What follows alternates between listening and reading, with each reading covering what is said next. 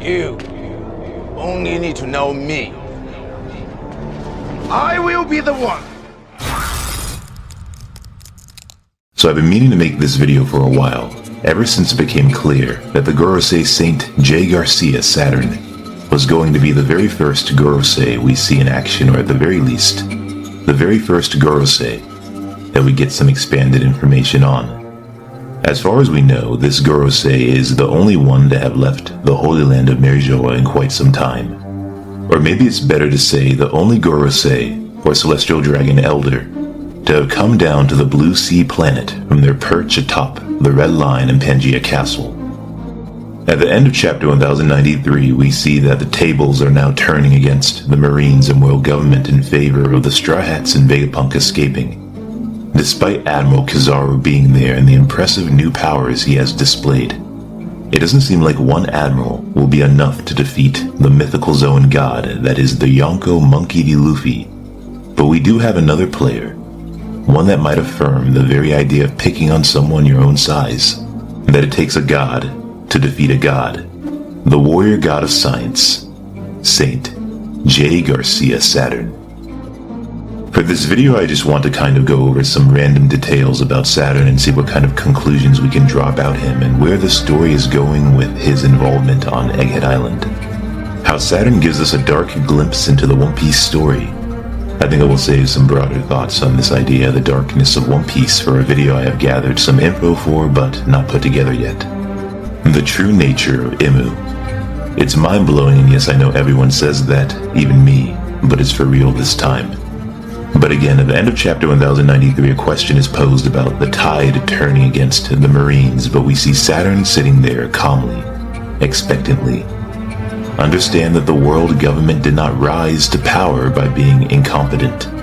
The 5 elder stars, or planets, however old they truly are, did not acquire their status in the world by being weak, or easily defeated by upstart pirates. While it's fair to say Luffy is built different, there have surely been others that have challenged the established order of the world before. The terrorist Rock Sudizabek and the pirate king Goldie Roger come to mind. And of course there's the legend of Joy Boy, details of which have yet to be revealed. But the Gorosei Saturn, what do you think his orders are, given that he would not act alone? Just like the fallen celestial dragon Doflamingo pulled the strings of the underworld for a time on planet Earth, the immortal king, sitting on the empty throne, Imu Narona, is pulling the strings of the One Piece world from the heavens above. And so, Saturn is not acting on his own of his own accord.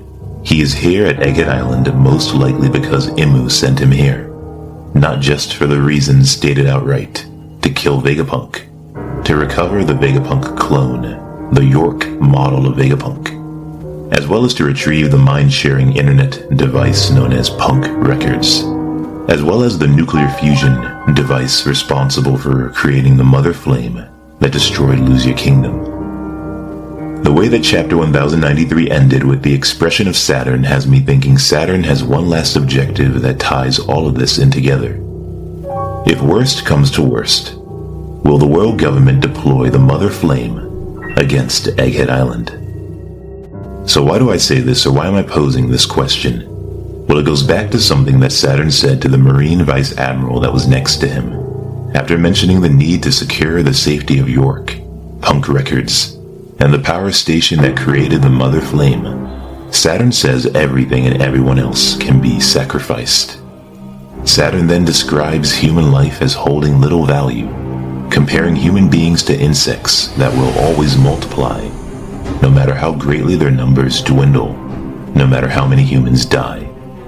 Comparing a human to an insect says a lot about Saturn's character as well as the rest of the Gorosei who will likely share this mindset. Most of them at least.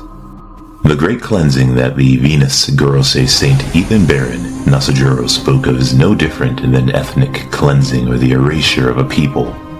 Those that have engaged in such behavior in our real world, in real history, have definitely viewed their victims as insects, just as Saturn mentions to the Vice Admiral outside of Egghead Island. It's interesting, this comparison of humanity to insects, because we see Imu Narona in just about every scene in the lost garden room of Pangaea Castle, surrounded by butterflies. Butterflies are insects. The way that these butterflies are drawn to Imu, the way that Oda depicts them, the way that Imu so gently interacts with them despite his own malevolent nature, leads me to wonder how Imu sees humanity. I would imagine Imu views the people beneath him the same way, not just those below the red line, but also lesser celestial dragons. Even the Gorosei are insects compared to Imu, who is both portrayed and worshipped as if a god atop the world, a god to all things below. Imu seeing the rest of life as insignificant, again insects in the palm of Imu's hand that he could crush at any moment. And of course, Imu's immortality fits the trope of a person that lives so long they begin to believe themselves to be a god, viewing humans with normal lifespans as nothing by comparison. Compared to Imu, human beings live for seconds. They are born, fade away, and die in the blink of an eye. This takes us back to the destruction of Luzia Kingdom and how Imu orders the Mother Flame to be tested on that island. Again, tested. That word is important. Akin to experimenting on insects, as the Gorosei indicate they had no idea what the weapon, what the Mother Flame could really do, what negative outcome there might be, and still it was deployed anyways. After all, the people there were just insects. Imu's explanation as to why he chose this island is simply due to its proximity, and the harshness, the callousness of this answer then turns to a panel of the Gorosei attempting to rationalize Imu's heartless judgment, in a way humanizing the instructions that only a monster could give by suggesting Luzia Kingdom and the people there had brought this on themselves.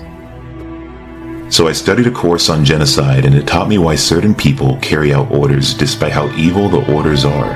And so there is something known as the Milgram shock experiment, one of the most famous studies of obedience in psychology, which was carried out by Stanley Milgram, a psychologist at Yale University. He conducted an experiment focusing on the conflict between obedience to authority and personal conscience. Milgram examined justifications for acts of genocide offered by those accused at the World War II criminal trials at Nuremberg. Their defense often was based on obedience, that they were just following orders from their superiors. Milgram was interested in researching how far people would go in obeying an instruction if it involved harming another person. Milgram was specifically interested in how easily ordinary people could be influenced into committing atrocities. Ordinary people are likely to follow orders given by an authority figure, even to the extent of killing an innocent human being. Essentially, the research found that obedience to authority is ingrained in all of us from the way we are brought up. People tend to obey orders from other people if they recognize their authority as morally right and or legally based within the law.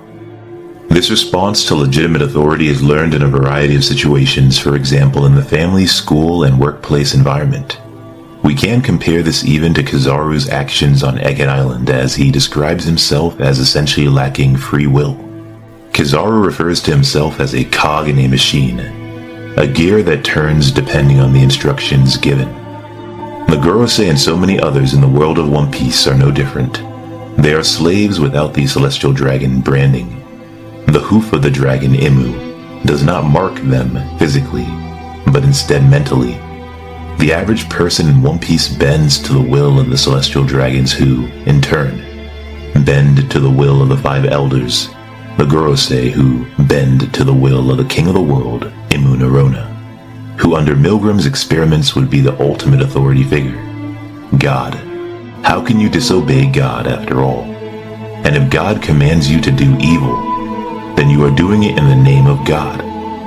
This should remind you of various religious crusades or persecutions, people who pass all the responsibility off by claiming that their faith commanded them to do it. They were simply following the word of God, the will of the Creator, as one of the Gorosei refers to it as. Couple this with the dehumanization of people as insects and we get the dark world of One Piece that we are reading. Now, to end the video, and like I mentioned at the beginning of the video, this gives us some insight into why Saturn is here. Any Gorosei could have been sent, but Oda chose Saturn to carry out this job, Imu's orders. If you notice, Saturn is the warrior god of science, and this is a scientific arc. Egghead Island is a land of futuristic technology. There is a giant ancient robot that is waking up again, and Saturn will likely have some knowledge to share about this ancient robot, since it attacked the Holy Land of Merjawa 200 years ago.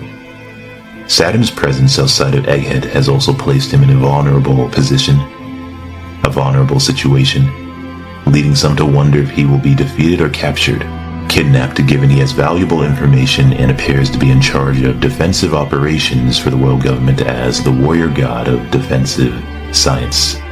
The weapon that destroyed Luzia Kingdom seems to be of interest even to Monkey D. Dragon. Some think Dragon has experienced a similar event in the past. And since this weapon is targeting revolutions and uprisings around the world, the revolutionary dragon will likely want to learn more, if he is not already familiar with this technology that appears to resemble an ancient weapon. Given Dragon's relationship with Vegapunk, and his continued and intelligence gathering as the Mother Flame was potentially being created, since Shaka Vegapunk was shown to have Dragon's number, maintaining contact with him. And it is Saturn that offers to prepare the Mother Flame for Immu to destroy Luzia Kingdom, asking Immu for patience as he, Saturn, makes the necessary preparations. And it is Saturn that is currently outside of Egghead Island. And while Saturn wants to preserve the island, York does suggest a willingness on the part of the Gorosei to destroy Egghead Island entirely, just like they did O'Hara in the past, if it comes down to this. And going back to the reveal of the Gorosei as gods, they mention the test of the Mother Flame on Luzia as a means of deciding how to deal with the situation on Egghead Island, as if the seeds were being planted by Oda for the Gorosei Saturn to once again deploy the Mother Flame here on Egghead against the Straw Hat Pirates, and even maybe the giant robot, if that's the only way to destroy it. An event that would shock the entire world, with actual living witnesses with an understanding of the technology to describe what they saw, something that even Gear 5 Luffy at this stage could not overcome, the power of an ancient weapon. But as usual, we will have to wait and see. Don't forget to like the video, comment with your thoughts below, and subscribe. You can also find me on Twitter at the following address @VinlandRagnar. My Twitter page is on the screen. If you want to discuss stuff there, One Piece or otherwise, I always make sure to respond or interact in one way or another. Also check out my spoiler channel called Vinland Leaks, where I'll be covering the One Piece spoilers as well as turning your comments into videos. I already started doing that the past few days and have uploaded a few videos already that you probably haven't seen yet. And check out the One Piece news channel, D News, where I'll be covering news in the One Piece community. Again, links will be in the description box and pinned in the comment section below. As always, there is more to come. Until next time.